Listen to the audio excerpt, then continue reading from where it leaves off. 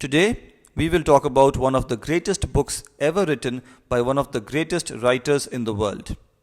Published in 1872, Fyodor Dostoevsky's The Devils, sometimes also published under the English title Demons, or perhaps the more accurate translation, The Possessed, tells the story of a small Russian town coming to terms with the emancipation of the serfs and awakening of the younger generation seeking a change in the existing political system. It is impossible to appreciate the story of the devils without putting it in the right historical context. Russia was then a monarchy. The Tsar's rule prevailed. On 19 February 1861, under the rule of Tsar Alexander II, serfdom was abolished, and 23 million or 2.3 crore people got the rights of free citizens with the objective of bringing about progressive change in Russian society, among other things. But what were the rights of free citizens in Tsarist Russia? Dostoevsky understandably does not answer that question explicitly. Multiple references are made in the book to the emancipation of serfs and to the existence of Slavophils, people who generally believed in the autocratic rule of a Tsar, the monarch, and Dostoevsky personally had unshakable faith in the social as well as the spiritual value of the Russian Orthodox Church.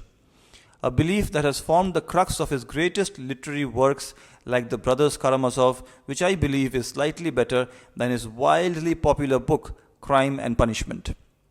The other historical fact that one needs to remember to truly appreciate The Devils is that the Communist Manifesto was also published in 1848, 24 years earlier.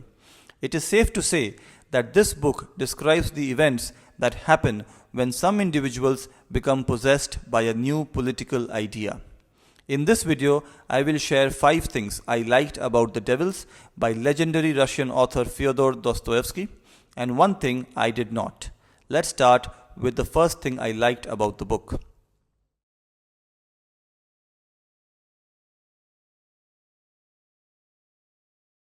In The Devils, the story is told from the perspective of a character who remains both nameless, like in all the books of Dostoevsky I have read so far, but remains visible too and interacts through dialogues with several prominent characters in the book. This character acknowledges from the very first page that he is writing an account of the curious events that unfolded in his native place, and also disarmingly accepts that he does not possess the requisite literary skills to narrate the story in the most appropriate linear manner. In sections of the story where he was personally absent, he tells the reader directly how he found out about it in such minute detail, sometimes by being told the exact details of a private conversation between 2 individuals by one of the 2 individuals involved in it, or by sometimes visiting a crime scene the next day and witnessing the details himself.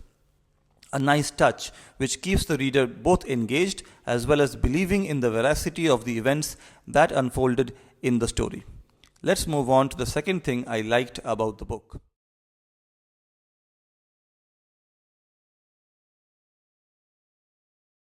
Dostoevsky has an ability to create characters that stay with the reader long after one has finished reading the book. But usually, these characters are the protagonists, like Prince Mishkin in The Idiot or Raskolnikov in Crime and Punishment. But the character I like the most in The Devils is Stepan Trofimovich Verkhovensky. He is so appealing because of his failure to grasp the extent of his intellect. He either overestimates it or underestimates it. The reader is pretty much uncertain about his influence in the larger scheme of things till the very end of the story.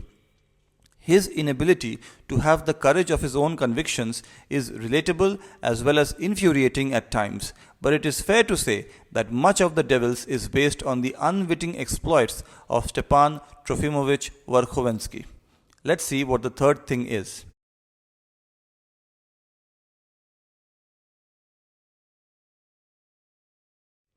Many great works have been written on the existence of a surveillance state, but to write about a surveillance state while living in one and having already spent years in jail is not a task for the faint-hearted. The hints of a surveillance state depicted in The Devils is unfortunately taken pretty much for granted in modern 21st century society. But back in the 19th century, this perhaps must have been dismissed by the common people as the paranoid thoughts of a certain individual. Let's now move on to number 4.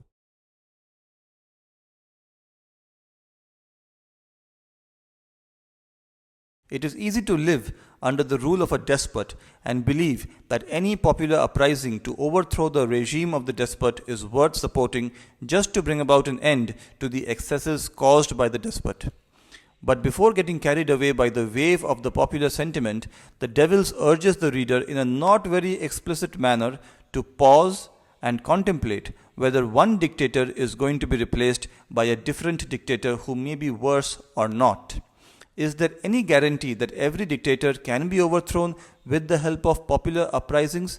And if it is indeed possible, does one really want to live in a society which has got embroiled in a cycle of revolutions and counter-revolutions?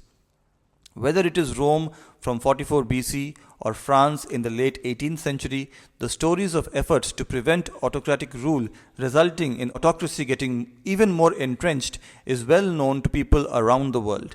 This does not, however, in any shape or form discourage the need for struggling for political change, but simply makes it that much more important for people involved in the struggle to bring about change to ensure that the change is in the direction of progress. How can you ensure that? Simple. Every voice should be heard unimpeded in a big hall perhaps, and then repudiated if necessary through words alone, not through threats, not through acts of violent reprisals. In any popular uprising, one needs to worry about the existence of demagogues, people who might say whatever is necessary to become more popular, even if it is completely irrational, and then use that popularity to become a tyrant. This has been depicted allegorically as the literary quadrille during the fete in The Devils. And finally, let's move on to number 5.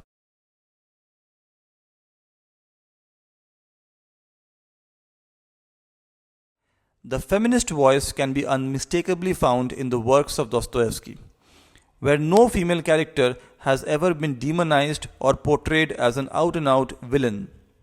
And especially in The Devils, the frequent dominance of powerful women over their male companions, irrespective of their position in the socio-economic hierarchy, is laudable, considering the contemporary 19th century Russian society, where women did not have equal rights as men. Now let us move on to the one thing I did not like about The Devils.